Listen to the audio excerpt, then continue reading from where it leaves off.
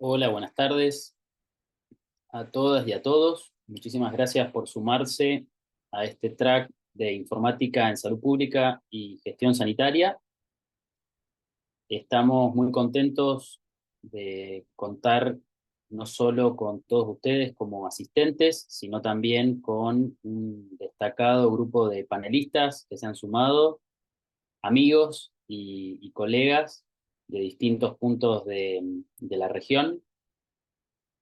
Durante la próxima hora y media vamos a tener distintas conversaciones, en parte dentro de lo que es un panel de agendas digitales, que es el primero, y luego distintas charlas o disertaciones de casos de uso y experiencias específicas.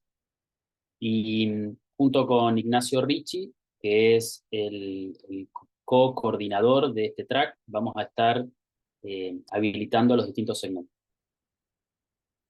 Bienvenido, Ignacio. Muchas gracias, Ariel. Le doy la bienvenida también a los oradores y les agradezco también por la presencia y compartir sus experiencias. Bueno, y en particular tenemos con nosotros para este primer panel, que durará hasta las 4 de la tarde, hora argentina, obviamente con diferencias según el uso horario que le toque a cada uno. En primer lugar, tenemos al equipo de Ecuador, que está compuesto por Rodrigo Cargua y por María José Gamboa Chiriboga. Ambos vienen participando desde hace tiempo en los proyectos de salud digital y en las estrategias de salud digital del Ecuador, con distintos roles vinculados con esa estrategia en cabeza de la vicepresidencia del país. Hemos visto que en otros países también a veces las estrategias de salud digital pueden estar a nivel del Poder Ejecutivo Nacional, en vicepresidencia, en otros casos, como vamos a ver, pueden estar en el Ministerio de Salud. Y en el caso de ellos, van a compartir la experiencia que han tenido en particular y con una visión personal respecto de cómo ha sido este recorrido.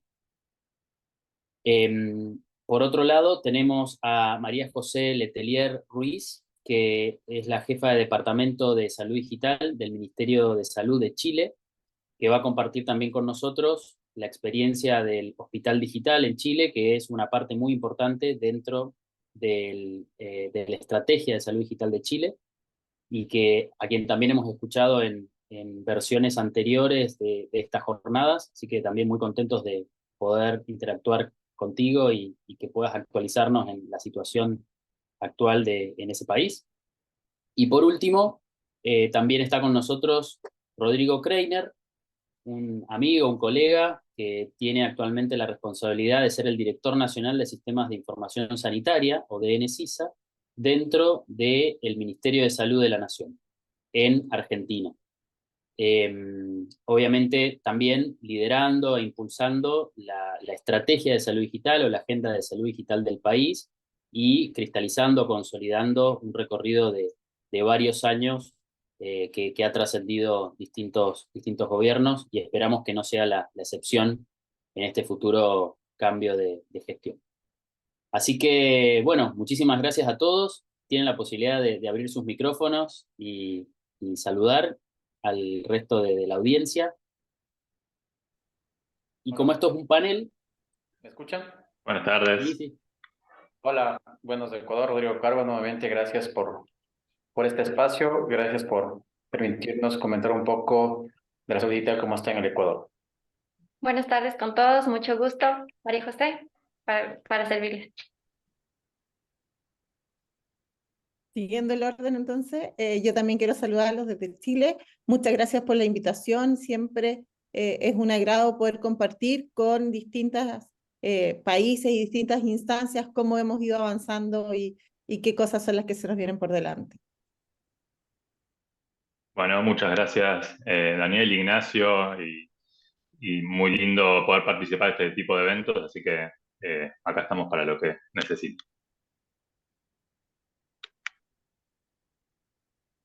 excelente. Bueno, como dijimos que iba a ser un panel, los hemos anclado ustedes tres. Me puedo sumar para no ser una voz en off solamente, pero básicamente, y a Ignacio también, así hacemos una conversación. La idea, como decíamos, durante la próxima media hora va a ser que podamos conversar alrededor de distintas preguntas que vamos a proponerles y un poco también para que ustedes nos den su parecer, su visión y de alguna manera, como decíamos, las lecciones aprendidas de el recorrido de cada uno de ustedes en la gestión pública o viendo lo que sucedía en sus diferentes, digamos, en sus diferentes roles. Y para eso, de alguna manera también, como les decíamos, teníamos una pregunta para empezar que tenía que ver quizás con las barreras o con los desafíos. Entonces, aprovecho para preguntarle a Rodrigo y a María José, de alguna manera, el que quiera responder en 3 minutos, 5 minutos, ¿cuál consideran que ha sido en Ecuador la principal barrera a la hora de avanzar en su estrategia de salud digital? Gracias. Bueno, considero que una de las barreras que nos hemos topado ha sido la gestión del cambio. Nosotros deberíamos tener mayor respaldo, sobre todo de los niveles jerárquicos. Es decir, tener tanto a los representantes a nivel nacional como a los representantes que son designados en territorio, en nuestro caso puntual. Nosotros tenemos establecidos la división del territorio por coordinaciones zonales, pero que son los representantes de las autoridades a nivel de territorio, en referencia a lo que es el Ministerio de Salud de planta central. Si nosotros tenemos este respaldo a nivel de gobernanza, nosotros podemos continuar con los procesos independientemente de la condición política que pase el país. Y también podemos, a su vez, empoderar también a nuestros pacientes, que son el centro de todos los cambios que estamos haciendo en salud digital.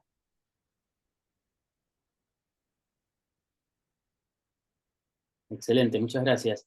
Y quizás trasladarle la misma pregunta a María José respecto de la situación en Chile en general con la estrategia de salud digital y quizás también en el caso particular de Hospital Digital, ¿cuáles han sido las barreras o desafíos?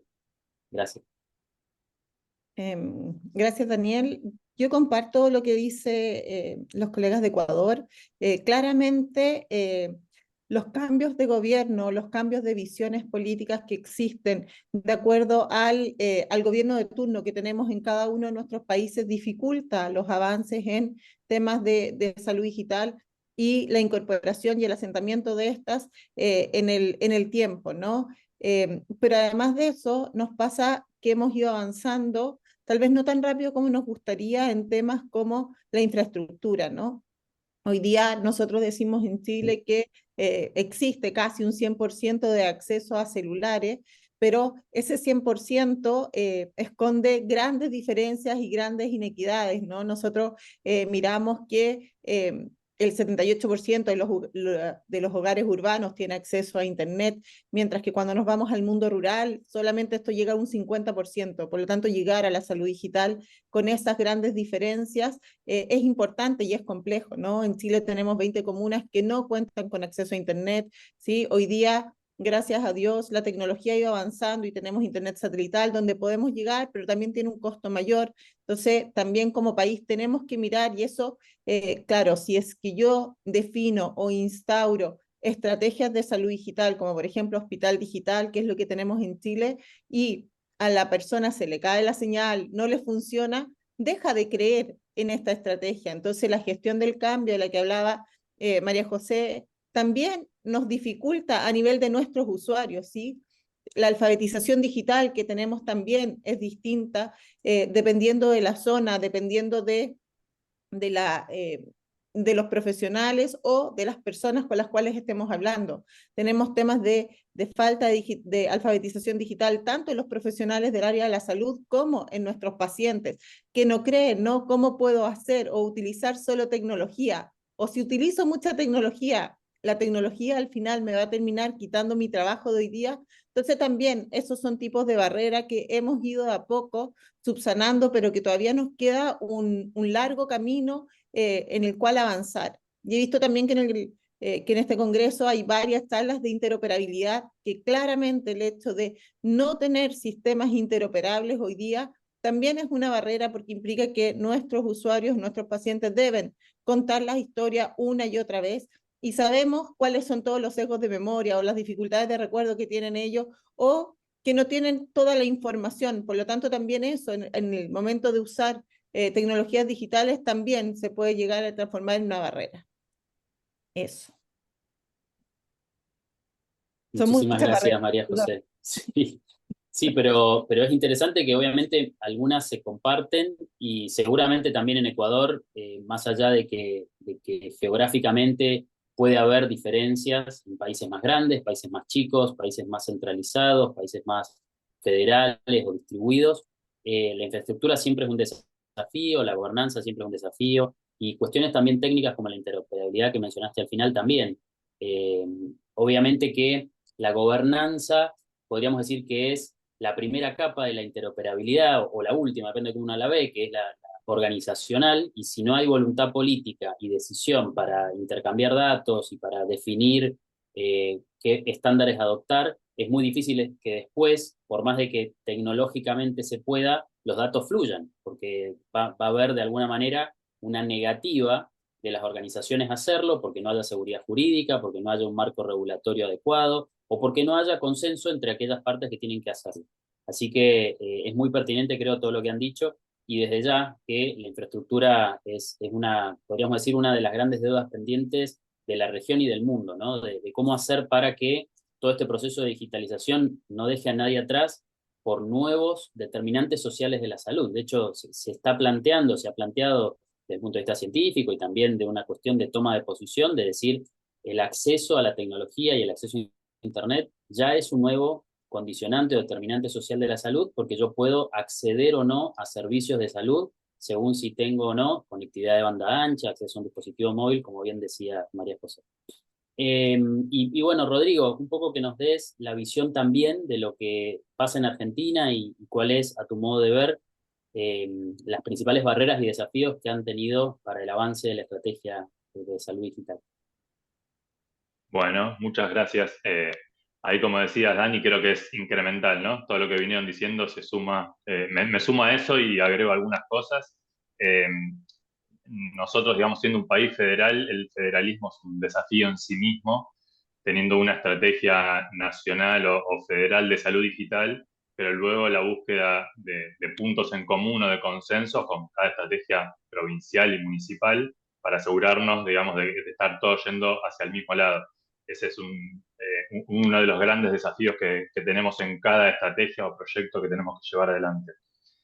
El tema de la gobernanza que se habló también es uno de los grandísimos desafíos y el mantenimiento de esa gobernanza en el tiempo y cómo mantenemos los proyectos que suelen ser de mediano o largo plazo o los programas ajustados en cuanto a recursos, en cuanto a financiamiento, en cuanto a capacidad de seguir gobernándolos y demás. Y por último, digamos, me parece importante hacer mención a estos últimos años, digamos, las estrategias se vieron atravesadas por lo que fue la pandemia del COVID, y en ese sentido todo lo que fue la digitalización de los sistemas de salud, principalmente verlo desde este punto de vista, digamos, la excesiva cantidad de requerimientos y de nuevas necesidades que posiblemente siempre existían, pero que aparecieron todas juntas y de golpe con necesidades urgentes de las distintas capas de información, inicialmente respecto a lo que fue, digamos, la vacunación y toda la información aledaña a la gestión de la pandemia, pero luego, inmediatamente, digamos, todo lo que fue digitalización de registros clínicos o médicos electrónicos, o todos los programas que tenían un montón de procesos desconectados o no interoperables, empezaron ya, digamos, nativamente a solicitar la interoperabilidad, a darse cuenta que tenían que generar información nativamente digital, a esto que vos hablabas recién, Daniel, de los determinantes digitales de la salud, ¿no? Y de cómo hacemos que toda la población pueda acceder a dispositivos, a internet, a poder consultar, a poder ver, a acceder a su propia información y demás. Bueno, ese es mi resumen. Gracias.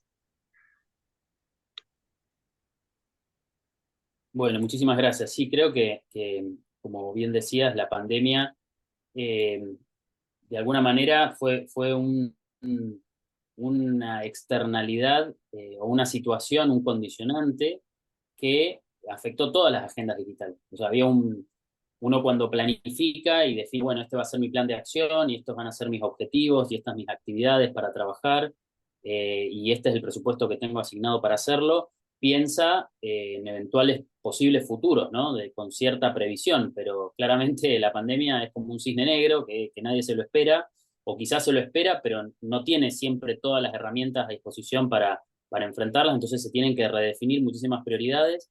Entiendo que también de eso se trató el trabajo de ustedes cuatro, también en los roles que les haya tocado, y cómo de alguna manera las herramientas digitales puedan estar a disposición de cumplir esos nuevos objetivos sanitarios. Esa también es una premisa que siempre conversamos, que es la transformación digital, los sistemas de información para la salud y demás, no son fines en sí mismos, más allá de que pueden generar cambios exponenciales, sino que deberían estar alineados con los objetivos y la estrategia sanitaria de cada país.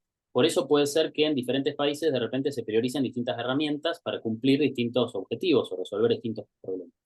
En este sentido, y también teniendo en cuenta esta situación, pueden hacer el ejercicio como quieran, digamos, respecto de cuánto tiempo para atrás volver, pero la propuesta, quizás casi como un juego, es decir, si tuvieran la máquina del tiempo y pudieran volver el tiempo atrás, e insisto, pueden volver antes de la pandemia o pueden volver durante o después de la pandemia, pero para con la experiencia que ganaron, decir, esto lo hubiera hecho distinto.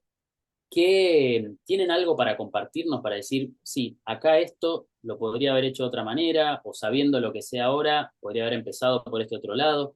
Y quizás para cambiar un poquito el orden, le planteo a María José, si quiere ser la primera en responder, y después pasamos al resto. Sí, y me meto, Dani, un segundo, María José, aprovechando que ahora vas a contestar, digamos, recopilando un poco lo que venían exponiendo, digamos, la implementación de la estrategia de salud digital en este caso no está exenta de los problemas que tiene cualquier implementación o adopción de nueva estrategia, ¿no? Y lo que dijeron, y por ahí sumándome a la pregunta de Dani, es si pudieran volver atrás, quizás darnos una cosa que cambiarían desde el punto de vista de lo estratégico, lo que fue la decisión política o de consenso, de gobernanza y demás, y quizás otro cambio con respecto a lo específicamente relacionado con la implementación, ¿no? O sea, la adopción de las herramientas, la creación de la infraestructura adecuada y demás. Te escuchamos, María José. Sí, yo me gustaría volver antes de la pandemia. Chile ha tenido varias estrategias de salud digital que, como bien ya lo decía María José de Ecuador, van cambiando de acuerdo al gobierno que está de turno, es que nos llamamos igual, ¿no? Y entonces eso ha impedido que tengamos una inversión más constante en una sola línea. Entonces, si yo tuviera que volver atrás, volvería y haría más abogacía en relación a la salud digital, a cómo nosotros a principios de los 2000 definimos una ruta y cómo hacemos para mantener esa ruta siempre igual, ¿sí? Para los distintos avances de forma tal de estar mejor preparados. Porque nos pasó, por lo menos en nuestro país, que habían cosas, rutas y estrategias diseñadas que no fueron implementadas oportunamente y que cuando llegó la pandemia las echamos de menos y decíamos, pero si esto se supone que debería estar listo y no estaba listo. Y eso pasaba solamente por los cambios de prioridad y los cambios de inversión, porque esto implica, como ya ustedes también lo dijeron, importantes inversiones y en salud todos sabemos que cuando invertimos en una cosa dejamos de invertir en otra. O sea, aquí no hay recursos suficientes en ningún país para todo. Entonces, esta visión a futuro, y es una de las lecciones que yo creo que aprendimos de la pandemia, de que la tecnología y el uso de la salud digital no es solamente para el ahora, sino que es cimentar para también el futuro y necesitamos algo no para el gobierno actual, sino para dejarlo en una estrategia a largo plazo. No vamos a ver todos los frutos hoy con el gobierno que tengamos de turno, pero sí vamos a ver una visión de Estado, de país a largo plazo. Eso es como lo que yo haría distinto. Más abogacía, una sola estrategia que se implementa a lo largo del tiempo.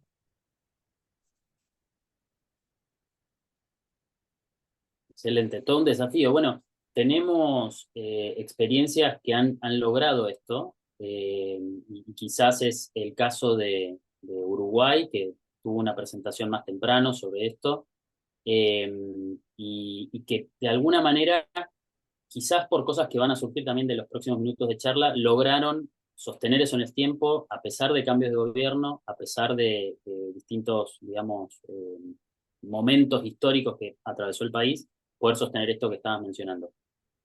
Rodrigo, María José, ¿cuál es su visión? Bueno, pregunta de examen. Yo creo que si regresamos el tiempo atrás, lo que haría en este momento, desde el lugar que me encuentro trabajando o desde el Ministerio de Salud Pública, sería un tema de empoderamiento con las autoridades del alto ejecutivo. Desde ahí viene la transformación digital en salud. Si el presidente de la República y los ministros de Estado en su momento no están empoderados de la necesidad de una transformación digital del sector de salud, no hay salud digital. Eso es lo primero que lo haría. Lo segundo que lo haría yo en ese sentido es la creación de leyes que permitan mantener, lo que conversaba María José, mantener en el tiempo a las estrategias. Porque si cambia un gobierno en los periodos, por ejemplo, en Ecuador hemos tenido gobiernos que han ido cambiando cada 2 años en estos últimos periodos, pero si tienes una ley que te permita continuar con las estrategias de salud digital a largo aliento, vas a avanzar. En este momento en el Ecuador lo que tenemos es una ley de transformación digital a nivel del Ministerio de Telecomunicaciones, pero no al sector de salud, que es el más complejo que le conocemos. Eso sería lo segundo que yo lo haría, es empoderamiento de la Asamblea Nacional, en este caso en el Ecuador, para la aprobación de leyes en transformación digital. Estamos hablando de la Agenda Digital de Salud que publicó el ministro en junio de este año. Estamos hablando de la Ley de Interoperabilidad de Salud Digital. Estamos hablando del tema de seguridad de la información en salud, el tema de inteligencia artificial, que ahora está avanzando muy rápido en los temas de transformación digital.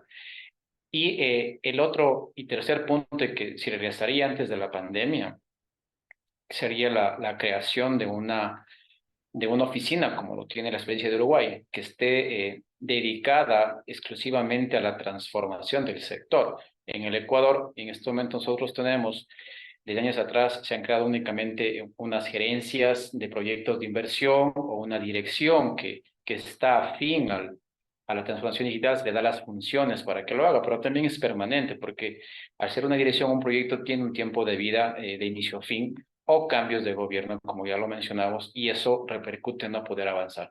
Esas 3 líneas las regresaría en el tiempo y las plantearía como si estuviera antes de la pandemia 2020, que nos generó todo lo que ha pasado, ¿no? No tuvimos plataformas tecnológicas que nos permitan dar seguimiento a los pacientes en tiempo real, no tuvimos datos para la toma de decisiones, nos tocó trabajar en Ecuador, especialmente con todas las bases de datos que tenían los subsistemas en el país, luego consolidar, hacer una limpieza para tener información.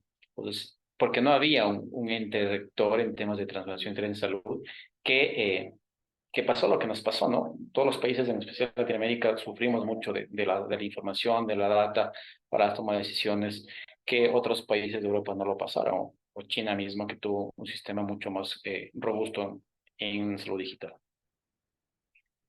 Muchas gracias, Rodrigo. Y totalmente, me llevo esto, las leyes o el marco regulatorio es necesario, muchas veces no suficiente, digo, porque la ley no financiada no se puede llevar adelante, pero muchas veces funciona como barrera. Dicen, no, bueno, esto no es legal, no sabemos si se puede, no se puede.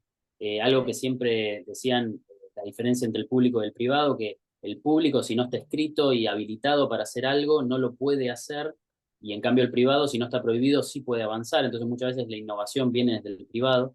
Entonces claramente, incluso con restricciones presupuestarias, uno sí puede avanzar en dejar marcos normativos que van a trascender seguramente los gobiernos, y de la mano de eso, bueno, buscar estos financiamientos que ustedes lo han mencionado. Ha habido financiamiento para distintos proyectos, pero muchas veces ha faltado la articulación y esto de sostenerlo a mediano y largo plazo.